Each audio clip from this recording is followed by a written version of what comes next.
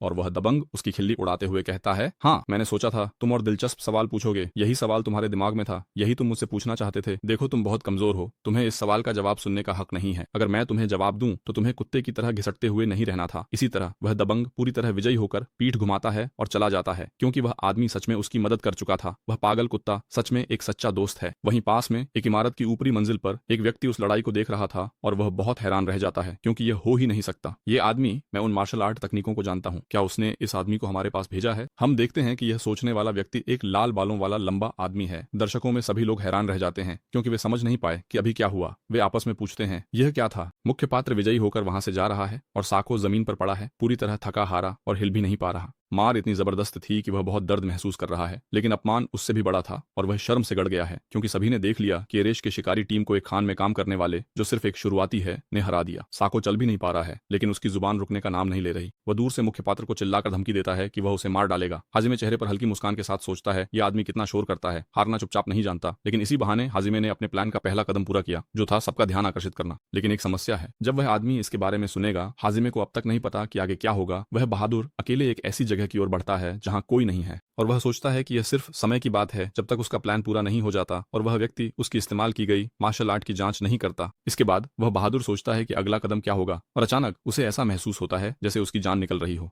और इसी तरह वह घुटनों के बल जमीन पर गिर जाता है, क्योंकि उसकी सारी ताकत खत्म हो चुकी है और उसकी थकावट इतनी ज्यादा है कि वह अपनी एक उंगली भी नहीं हिला पाता। और यह अचानक आई तनाव और शारीरिक दर्द की सिर्फ एक ही वजह हो सकती है, मना का जम जाना। और सिस्टम हमें बताता है कि यह मना का जम जाना क्या है। यह एक साइड इफेक्ट है। जब आप अपनी सारी मना खत्म कर देते हैं, जब वह शून्य पर आ जाती है, सब कुछ खर्च कर दिया, तो यह मना का जम जाना हो जाता है। यह चावेस के प्रिपाके से थोड़ा और बुरा है। हाजिमे जानता है कि उसके साथ यह सब इसलिए हो रहा है क्योंकि उसने वह तकनीक इस्तेमाल की और अपनी सारी मना बहुत जल्दी खर्च कर दी। हालांकि वह बहुत निराश हो जाता है, क्योंकि 10 साल पहले का उसका शरीर मना बढ़ने के बाद भी लगभग कुछ भी नहीं था। वह शरीर एकदम बेकार था। और इसी तरह उसे पता है कि अब क्या होने वाला है, और आसमान में एक बैंगनी बवंडर बनने लगता है, क्योंकि अब संग्रह का समय आ गया है।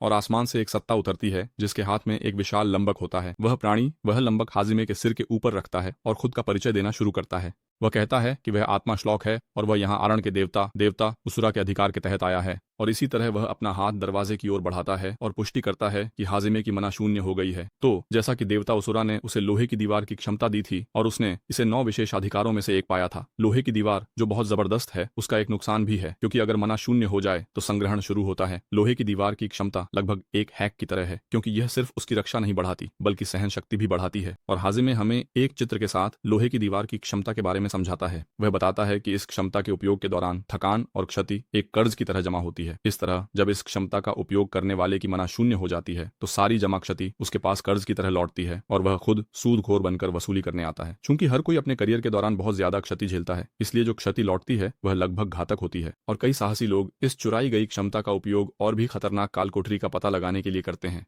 हालांकि यह एक जाल है, क्योंकि अगर कालकोठरी का स्तर बहुत अधिक है तो व्यक्ति की मना बहुत जल्दी खत्म हो जाती है। और इस तरह प्यारे और दयालु रण के देवता उसुरा ये क्षमता उपहार में देते हैं, जो एक दोधारी तलवार की तरह है। और यह देवता मानव विनाश से अपनी शक्ति प्राप्त करता है, क्योंकि वह सारा जमा हुआ ब्याज पाना चाहता है और इससे उसकी शक्ति बढ़ती है। और हाजिमे सोचता रहता है कि उसे पूरा यकीन है कि उसुरा उसकी लड़ाई के दौरान लार टपका रहा था, क्योंकि वह एक घटिया और निकम्मा देवता है। और इसी तरह हमें यह दिखाया जाता है कि सच में उसुरा देख रहा था और वह काफी उत्साहित भी था, और वह बदसूरत और नाक वाला देवता हाजिमे की मना के शून्य होने का इंतजार कर रहा है। इसी दौरान वह अपनी पालतू पौराणिक कछुआ टोटुगिटा को सहला रहा है, जो उसके साथ 3000 सालों से है और वह बहुत प्यारी है। उसुरा और भी ज्यादा उत्साहित हो गया जब उसने देखा कि हाजिमे की मना शून्य पर पहुंच गई है, तो अब संग्रह का समय है। और इस तरह अपनी कछुआ को सहलाते हुए वह अपने दूत को भेजता है ताकि वह बहुप्रतीक्षित संग्रह लेकर आए। और फिर चिलोक ऊपर की ओर अपना भार फेंकता है और अपनी जादू शक्ति सक्रिय करता है, क्योंकि अब उस क्षण से उपयोगकर्ता द्वारा झेले गए कुल नुकसान की गणना शुरू होती है। वह भार जो पहले ही हाजिमे जितना बड़ा था, अब विशालकाय हो जाता है, क्योंकि हाजिमे को जो नुकसान हुआ वह सचमुच जबरदस्त है। उसे उस समय कुछ महसूस नहीं हुआ था, लेकिन अब ब्याज सहित लौट रहा है और वह भार लगभग 6 मीटर का हो जाता है। और फिर और भी रोमांच बढ़ाने के लिए आर्न का दूत गिनती शुरू कर देता है, 10, 9, 8। और हमारा नायक अपने शरीर को बहुत भारी महसूस कर रहा है। वह हिल भी नहीं पा रहा है। उसे पता है कि इससे जिंदा बाहर निकलने का एकमात्र तरीका है कि वह थोड़ा भी हिले। मजबूत इच्छा शक्ति से वह खुद को हिलाने की कोशिश करता है, लेकिन उसका शरीर नहीं मानता और गिनती जारी रहती है, 7, 6।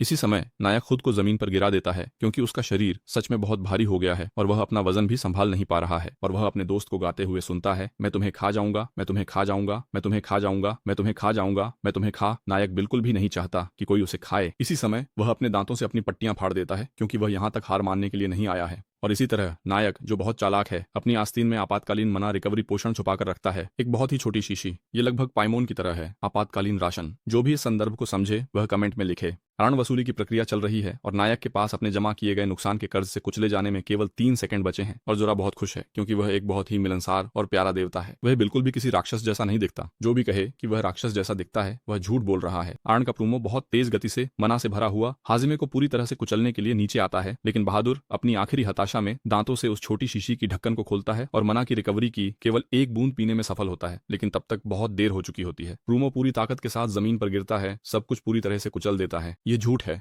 निश्चित रूप से हाजिमे को अपनी अंडरवियर बदलनी होगी क्योंकि इस बार वह बाल बाल बचा है। उसके शरीर में मना की मात्रा केवल 1 तक बढ़ी और इस तरह ब्याज का प्रूमो उसके कुचलने के लिए आ गया और उसुरा के दूत ने हाजिमे से कहा, हाँ, चूंकि तुम्हारे पास एक मना है तो हम अगली बार वसूली को टाल देते हैं, ठीक है, फिर मिलेंगे। और उसी पल वह आसमान में गायब हो जाता है और हाजिमे राहत की सांस लेता है क्योंकि इस बार वह ऊपर नहीं गया। लेकिन प्रोटोगोनिस्ट मेरे बुरे असर को जानता है और वह मुस्कुराने लगता है। ओह जुरा, ओह जुरा, तुमने मुझे कम आंका है ना? मैंने तुम्हें बेवकूफ बना दिया है ना? तुमने सोचा कि मैं तैयार नहीं हूं? बिल्कुल तैयार हूं। तुम्हारा बुरा हुआ, मेरी आत्मा का स्वाद चख लिया, लेकिन मैं अभी भी बहुत सारा कर्ज जमा करूंगा।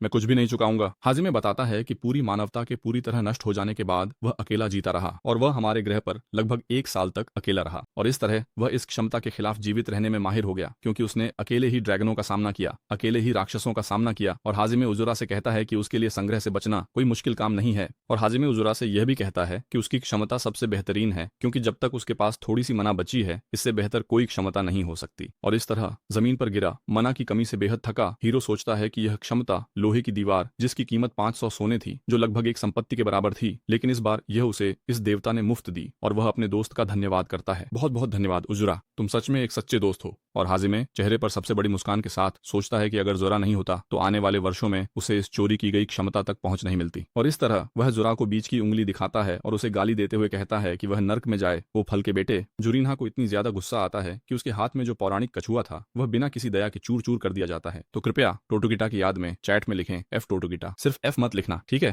पूरा लिखें F टोटुगिटा। दृश्य कुछ समय बाद बदलता है और हाजिमे एक बिस्तर पर लेटा हुआ है और अभी अभी जागा है और वह सोचता है, अरे क्या मैंने होश खो दिया था? मैं यहाँ क्या कर रहा हूँ? वह छत की ओर देखता है और वह जगह उसे जानी पहचानी नहीं लगती तो वह खुद से पूछता है, मैं कहाँ हूँ और कौन आता है? वह सुंदर और प्यारी नन आती है जो लगभग एक संत जैसी है और वह कहती है, ओ हाजिमे, क्या तुमने फरिश्तों के साथ सपना देखा? तुम कितने प्यारे हो। और हमें दिखाया जाता है कि हीरो बिस्तर से बंधा हुआ है क्योंकि नन के दिमाग में पहले से ही कुछ शरारत चल रही है और उसके पास कुछ अजीबोगरीब उपकरण भी रखे हैं। और हाजिमे उस बहन की ओर देखकर कहता है, ओ शैतान की बहन, ये सब क्या मतलब है? मुझे बताओ छोटी शैतान। और वह कहती है, मैं एक संत हूँ। ओ ग्राहक, तुम बहुत हैरान हो, है ना? सुनो, मैं तुम्हें बताती हूँ, तुम कहीं अजीब जगह नहीं हो, तुम मेरे कार्यस्थल पर हो, पता है? तो देखो, मैं तुम्हें यहाँ इसलिए लाई क्योंकि तुम बहुत थके हुए थे और चूंकि तुम मेरे ग्राहक हो मुझे तुम्हारी देखभाल करनी है ना? और फिर तुमने बहुत गहरी, बहुत सुंदर और प्यारी नींद ली। देखा, मैं एक परी हूँ, है ना? मुझे अपने ग्राहकों की देखभाल करना बहुत पसंद है। ओ प्यारे हाजिमे, प्यारे, मेरे प्यार, मैं तुम्हें एक बात बताऊं, तुम लगभग 1 हफ्ते तक सोते रहे। तो 1 हफ्ते में क्या हुआ?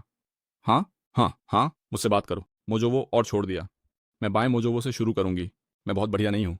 वहां है, मुझसे कहो, मुस्कुराओ। तुम एक पागल ग्राहक हो और मैं बायां मोजोवो चाहती हूँ। सिर्फ मोजोवो ही नहीं, मैं तुम्हारा प्लीहा, तुम ही गुर्दा, तुम्हारा जिगर, तुम्हारा दिल और आखिर में तुम्हारा दिमाग भी निकाल लूंगी। लेकिन उससे पहले मुझे लगता है कि मैं तुम्हारा हाथ काट दूंगी। और इसी तरह प्यारी, मासूम और कोमल नन एक सुंदर, बेहद तेज चाकू उठाती है और उसे कहती है, सुनो, मुझे सब कुछ पता है, ठीक है? मुझे पता चला है कि तुम बहुत खतरनाक काम कर रहे थे। देखो, तुम बहुत बेशर्म हो, पता है?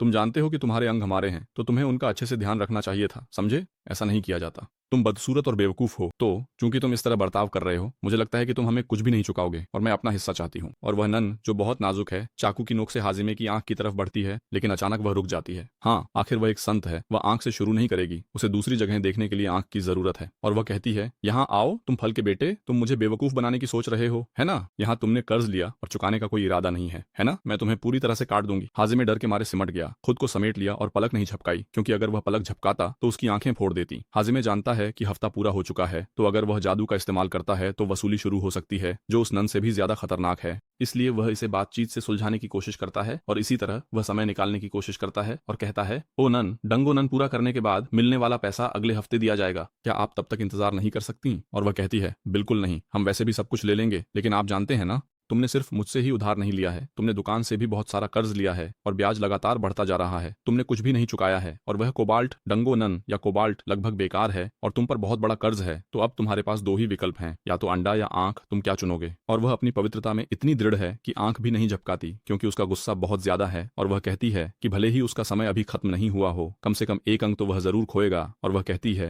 लोगों तैयार हो जाओ, उसे पकड़ लो। और उसके अनुयायी कहते हैं, जी हाँ बहन जी। और इस तरह वह दिखाती है कि उसमें क्रूरता है और उसके बंधे हुए हाथों में से एक को खोलकर मेज पर रख देती है, क्योंकि वह जानती है कि छोटे छोटे ब्याज कैसे वसूलने हैं। और वह राहत महसूस करता है, क्योंकि न तो यह उसका चेहरा है और न ही उसकी आंख। और वह नन सैडिस्टिक नजरों के साथ मुस्कुराते हुए कहती है, तो मैं बस एक उंगली काटूंगी, ठीक है? मुझे नहीं पता वह छोटी उंगली है या अंगूठा, लेकिन तुम्हें एक उंगली खोनी पड़ेगी। सोचते हो मैं नन हूं तो नहीं कर सकती? जब कटी उंगली देखोगे तब पता चलेगा मैं क्या कर सकती हूँ। इसी वक्त हाजिमे, जो बहुत ताकतवर है, समझ नहीं आता वह हाथ क्यों नहीं छुड़ा पाता, लेकिन ऐसा स्क्रिप्ट में लिखा है। वह कहता है, बहन जरा रुकिए। और फिर वह उसका नाम याद करने की कोशिश करता है। नाम क्या था? मैंने उसे पिछले जन्म में जाना था, उसका नाम क्या था? और वह पवित्र नन कहती है, दोस्तों काट सकते हो, ठीक है, अब इंतजार मत करो। और टीको, जो गन्ना काटने वाला है और सिर्फ गन्ना ही काटता है, उसने हाजिमे से कहा कि वह हिले नहीं, क्योंकि वह सिर्फ उसके हाथ की बीच वाली उंगली काटने की कोशिश करेगा, सिर्फ एक बार में, ताकि वह वहीं खड़ा रहे। इसी वक्त हाजिमे, जो चिल्ला रहा था, अपने दांत भींचता है और उसका नाम याद करने की कोशिश करता है। और फिर अपने होंठों को काटते हुए उसे नन का नाम याद आ जाता है। वह मुंह खोलता है और कहता है, नन डिलीशियस, मेरे पास आओ। उसने जो कहा उसके कारण उसका हाथ काट देती है।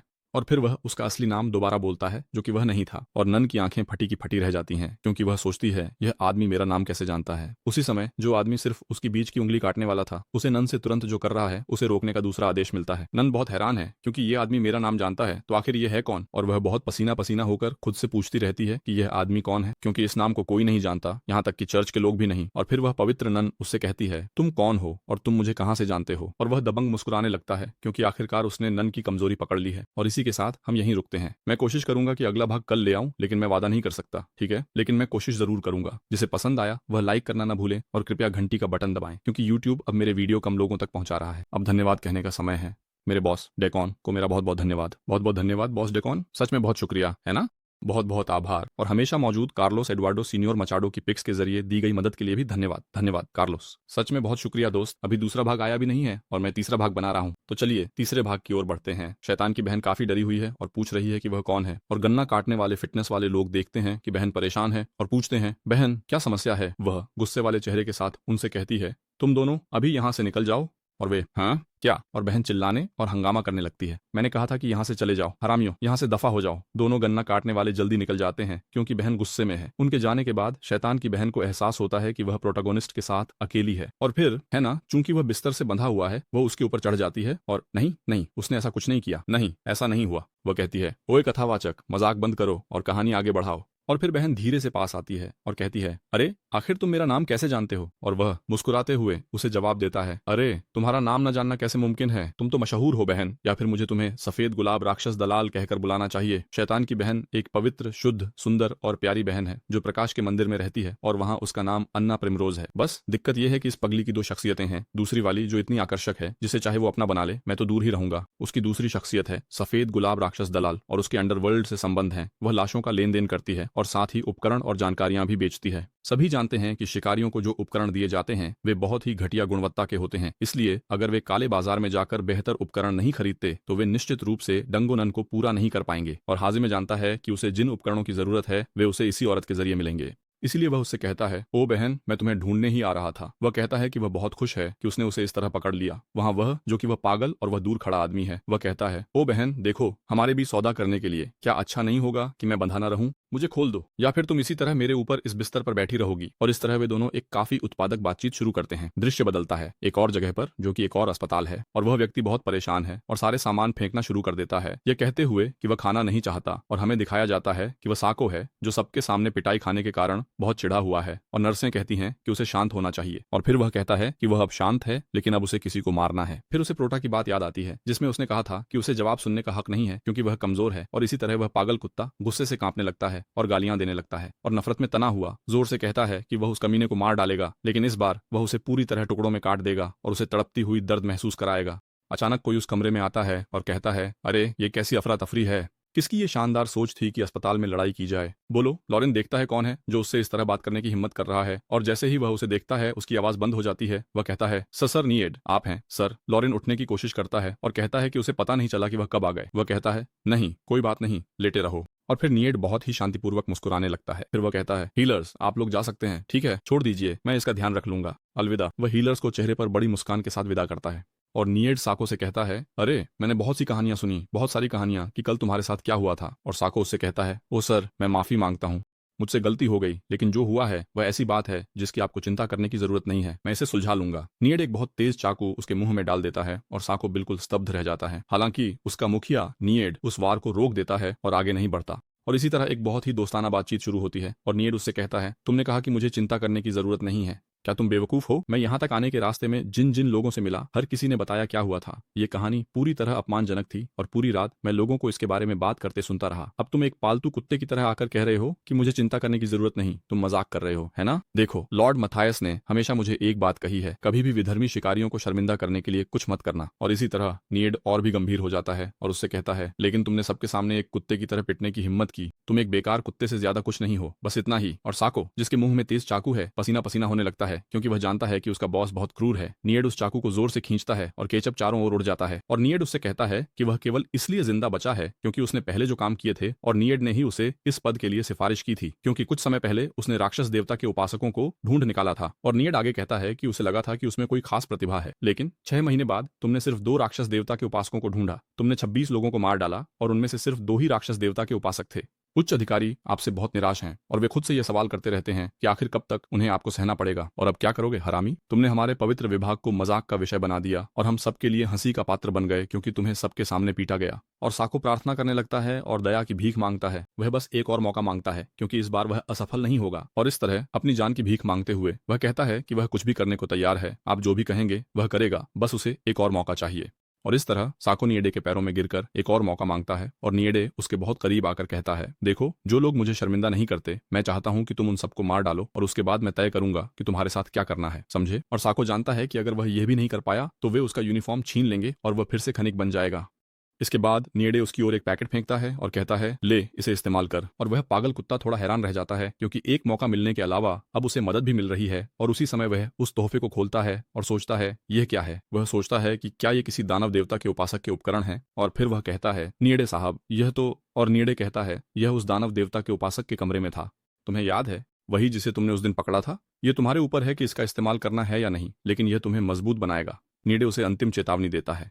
ओह पागल कुत्ते, तुम्हारे पास ये तय करने के लिए फुर्सत नहीं है कि तुम ये काम किस तरह करोगे, तो तुम्हारी जिंदगी इसी पर निर्भर है। ऐसा फैसला करो जिस पर पछताना न पड़े। और इस तरह पागल कुत्ते को पता है कि इस बार वह असफल नहीं हो सकता, वरना उसकी शामत आ जाएगी। नियडे ने उसे कई तरह से धमकाने के बाद वह उस कमरे से बाहर चला जाता है और पागल कुत्ते को जमीन पर लाचार छोड़ देता है, उसकी आखिरी उम्मीद के साथ। साको को पागल कुत्ते के नाम से जाना जाता है, लेकिन पिछले 1 साल में उसने अकेले ही 26 शिकारी मार डाले हैं। और वह जानता है कि अगर वह फिर से खनिक या एक साधारण शिकारी बन गया तो वह निश्चित रूप से मारा जाएगा, क्योंकि बाकी सभी शिकारी उसका खात्मा कर देंगे जैसे ही वह अपना दर्जा खो देगा। पागल कुत्ता मुस्कुराने लगता है क्योंकि उसे एक और मौका मिला है और वह फिर से आम गुलाम नहीं बनेगा। और इस तरह ये मनोरोगी हत्यारा फिर से मारने के लिए आजाद है। वह उस राक्षसी गोले को पकड़े हुए है क्योंकि उसमें ही उसकी आखिरी उम्मीद छुपी है। वह नर्क से ऊपर चढ़ते हुए यहाँ तक पहुंचा है और अब जब उसकी जिंदगी बेहतर हो रही थी उसे इस तरह से नीचे गिरा दिया गया। और साको वादा करता है कि वह यह आखिरी मौका नहीं गंवाएगा। और वह एक बहुत ही राक्षसी आभा के साथ सोचता है कि वह सब कुछ यहीं खत्म नहीं होने दे सकता, क्योंकि मरने वाला वह नहीं है बल्कि वह कमीना है जिसने उसे अपमानित किया था। और न्याड, जो पहले से ही गलियारे में चल रहा था, पागल कुत्ते की ऊंची ऊंची हंसी सुनने लगता है क्योंकि वह मनोरोगी खून का प्यासा है और पूरी ताकत से प्रोटा पर हमला करने जा रहा है। उस गलियारे में एक और आदमी है और न्याड उससे कहता है, सुनो,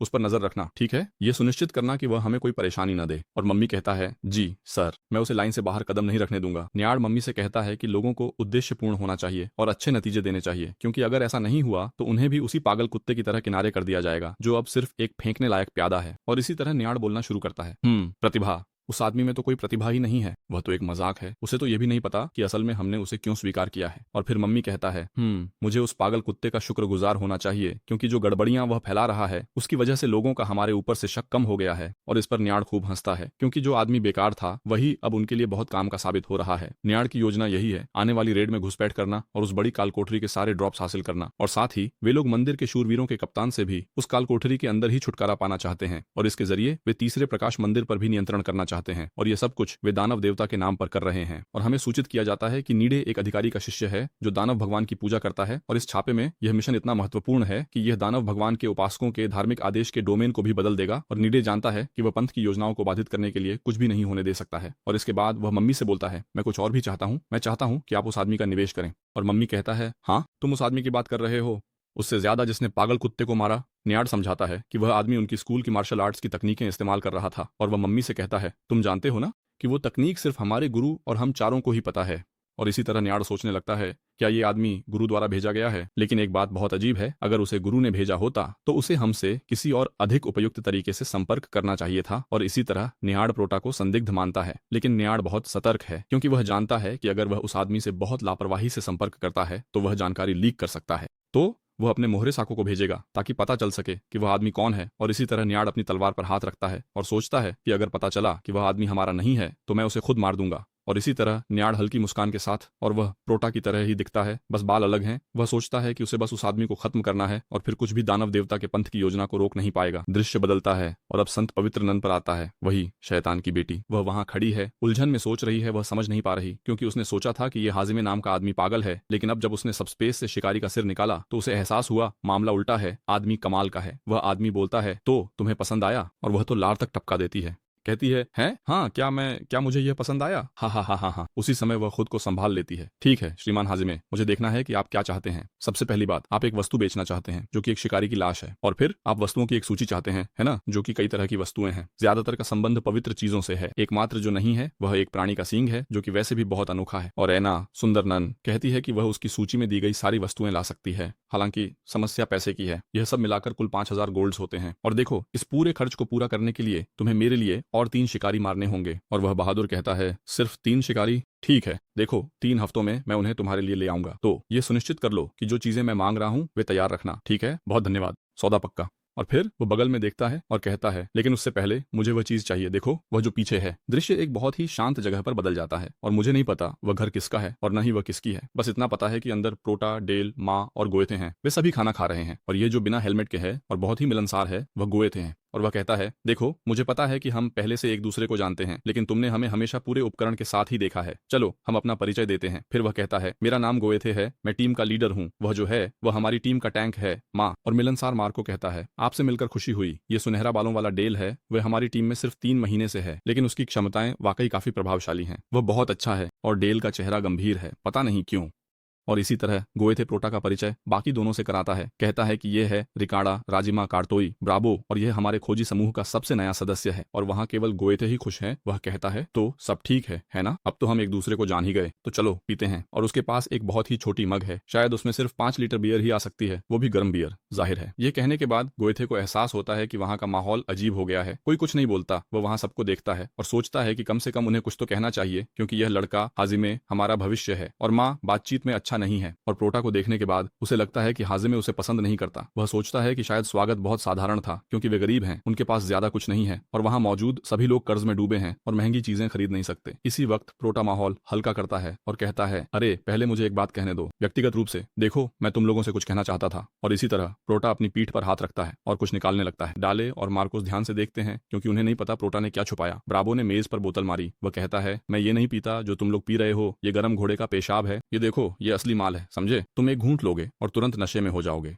इसका कई नाम है। पानी जो एक बच्चे के माध्यम से गुजर जाएगा, आग उगलता है, क्रैकहेड। और अगर तुमने इसका एक घूंट भी ले लिया तो तुम में हिम्मत आ जाएगी, पूरा दिन मुस्कुराते रहोगे और बिल्कुल सुअर की तरह नशे में रहोगे। तो बताओ, तुम लोग एक छोटा घूंट लोगे या ये बोतल मेरे साथ खाली करोगे? वहां सबकी आंखें चमक उठती हैं और वे लोग घबरा कर निगलने लगते हैं। वे प्रोटा से पूछते हैं, अरे तुमने ये कहाँ से हासिल किया? इस छोटे से शहर में तो कुछ भी नहीं मिलता। मेरे शहर में हम इसे पागल पानी का पेशाब कहते हैं। यहाँ तक कि कुछ लोग इसे मारिया लौका भी कहते हैं। शराब पीना एक ऐसी ऐश है जो गुलामों को नसीब नहीं होती, लेकिन वह पूरी बोतल अच्छी पिंगा की उसने रोजा ब्रांका से हासिल की, जो काले बाजार में सब कुछ बेचती है। और फिर वह कहता है, चलो इस बोतल को खाली करते हैं, अपना पहला पैग ले लो। और सब अपने अपने गिलास लेकर आ जाते हैं। और अब गिलास छोटा है, ठीक है? और लोग सोचने लगते हैं, यार ये हाजिमे बहुत ही दयालु है, बहुत अच्छा इंसान है, जैसा मैंने सोचा था। कुछ भी नहीं सोचा था। और हाजिमे जब वह उन तीनों के साथ जाम उठाता है तो सोचता है कि वह इन तीनों के साथ बहुत अच्छा रिश्ता बनाएगा। और उसे पता है कि इन्हीं लोगों के जरिए वह अपने कर्ज चुका पाएगा और पहचान भी बना पाएगा ताकि वह आने वाले बड़े छापे में हिस्सा ले सके। मार्को पहला गिलास पीने के बाद थोड़ा नशे में है और कहता है, यार मैं तुमसे प्यार करता हूँ। गोएथे, जो खुद भी नशे में है, कहता है, मुझे शक है कि तुम उससे ज्यादा उसे प्यार करते हो जितना मैं करता हूँ, है ना? प्रोटो सोच रहा है क्योंकि वह पहले से ही गोएथे को अपनी पिछली जिंदगी से जानता था। उसे पता है कि उसके साथ कैसे पेश आना है क्योंकि गोएथे अच्छा योद्धा है, लेकिन उसे बस एक शिक्षक की जरूरत है और हाजिमे वही शिक्षक बनेगा। इसके बाद वह बाकी दो लोगों की ओर देखता है क्योंकि इन दोनों को वह नहीं जानता क्योंकि पिछली जिंदगी में वे शिकारी के हाथों मारे गए थे। और इसी तरह प्रोटो सोचता है कि क्या वह इन लोगों से छुटकारा पाले या उनके साथ काम करने की कोशिश करे। इसी बीच मार्को पीता जा रहा है और रुक नहीं पा रहा क्योंकि उसे बहुत अच्छा लग रहा है। अब डेल काफी संदिग्ध है, उसने बस एक छोटा घूंट लिया और उस पेय को संदेह भरी नजरों से देखता रहता है। और प्रोटो, जिसे आसानी से नशा नहीं होता, दोनों को देखने के बाद जानता है कि उसके पास तय करने का समय है कि वह इन लोगों से छुटकारा पाए या उनके साथ काम करे। लेकिन वह जानता है कि इंसानों की बात हो तो वे हमेशा उसी पक्ष में रहते हैं जो उनकी इच्छाओं और जरूरतों को पूरा करता है। कुछ लोग ऐसे होते हैं जिन्हें खुश करना आसान है, वे बस पैसे के बारे में सोचते हैं, और कुछ लोग सिर्फ नतीजे चाहते हैं, उन्हें बस सफलता चाहिए। कुछ लोग ऐसे होते हैं जो बस चापलूसी चाहते हैं, वे चाहते हैं कि उनके पीछे बहुत सारे चमचे रहें। मुझे लगता है मैं किसी को भूल रहा हूँ ना? ओह, वह आदमी भी है जिसे बस औरतें चाहिए, खासकर एल्फ या तुम्हारी तरह की। लेकिन हाजिमे जानता है कि हर नियम के कुछ अपवाद भी होते हैं, इसलिए वह देखेगा और समझेगा कि इन लोगों को असल में चाहिए क्या। और हाजिमे एक और घूंट लेते हुए देखता है कि डेल काफी असंतुष्ट है, लेकिन प्रोटो उस इंसान के साथ अच्छा व्यवहार नहीं करता जो हर वक्त उससे भिड़ने की कोशिश करता है। और डेल प्रोटो को देखता रहता है, लेकिन उसे पता नहीं है कि उसकी भी बारी आने वाली है। अगर वह जरा भी चूका तो प्रोटो उसे पीछे छोड़ देगा। डेल को याद आता है कि प्रोटो के आने से पहले क्या हुआ था। तीनों इकट्ठा हैं और गोएथे अपने समूह को समझाता है कि हाजिमे बहुत मददगार साबित होगा क्योंकि वह बहुत ताकतवर है। और वह कहता है, देखो मैं लेवल 4 पर हूँ और तुम दोनों लेवल 5 पर हो, और तुम जानते हो यहाँ चर्च में लेवल का फर्क सीधे तौर पर इस बात को प्रभावित करता है कि वे तुम्हारे साथ कैसा व्यवहार करते हैं। गोएथे मार्को से कहता है कि वह प्रोटो के साथ अच्छा पेश आए। मार्को कहता है, मुझे यकीन नहीं हो रहा कि उस आदमी ने मुझे, तुम्हें, डेल को बचाया और अब वह हमारे ग्रुप में आना चाहता है। मुझे लगता है वह इतना ताकतवर नहीं है। डेल गोएथे से कहता है कि वह ग्रुप का लीडर है, लेकिन उसे उनसे पूछना चाहिए था कि क्या वे प्रोटो को ग्रुप में लेना चाहते हैं या नहीं। और डेल काफी शक में है और कहता है, ओ गोएथे, मैं तुमसे ईमानदारी से बात करूंगा। पक्का वह कमीना नाटक कर रहा है क्योंकि कोई अकेला खनिक किसी शिकारी को हरा ही नहीं सकता। मुझे लगता है कि वह बस उसकी किस्मत थी और कुछ नहीं। और गोएथे कहता है, अच्छा ऐसा है तो फिर शिकारी को मैंने हराया?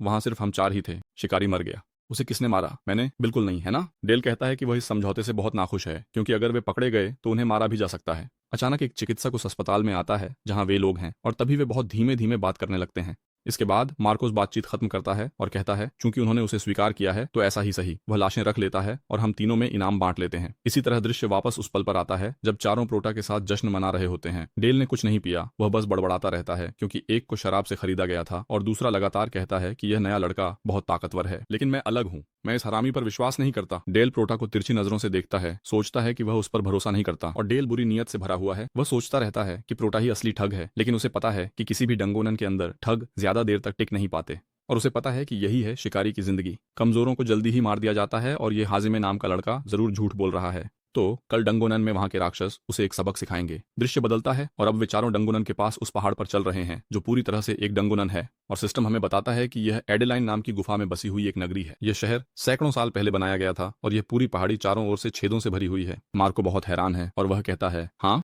कितना मजेदार है, मुझे नहीं पता था कि ऐसा कोई जगह है और वो भी इतनी पास, मंदिर से सिर्फ 2 दिन की पैदल दूरी पर। और डेल पूछता है, अरे वो सब जो वहाँ है क्या वे घर हैं जहाँ लोग रहते थे? ये जगह बहुत बढ़िया है, वाकई में बहुत दिलचस्प है। और गोएथे समझाता है कि अंदरूनी हिस्सा तो और भी अच्छा है क्योंकि वहाँ एक पूरा घर है जिसमें बैठक, बेडरूम, रसोई, आप जो भी सोच सकते हैं सब कुछ है। और जब भी मंदिर इस दिशा में किसी को मिशन पर भेजता है वे लोग यहीं रुकते हैं। मैं भी कभी इस जगह पर ठहरा था, लेकिन वह बहुत समय पहले की बात है। वो तब की बात है जब मैं एक नया सदस्य था। और मार्कोस कहता है, अरे नेता, काश आप मुझे उस समय यहाँ ले आते, है ना? और गोएथे कहता है, अरे अब तो ले ही आया हूँ। और मार्कोस, अरे आप तो बड़े मजाकिया हैं, है ना? अब जब ये जगह एक राक्षसों का अड्डा बन गई है, देखो अब यहाँ कोई नहीं रहता। इसी तरह वे लोग गुफा के शहर में पहुंचते हैं और पहले घर में प्रवेश करते हैं जो वही जगह थी जहाँ गोएथे पहले रुका था। लेकिन अंदर सब कुछ सालों से वीरान पड़ा है, हर जगह जाले लगे हुए हैं और चीजें बिखरी और उलटी पुलटी पड़ी हैं।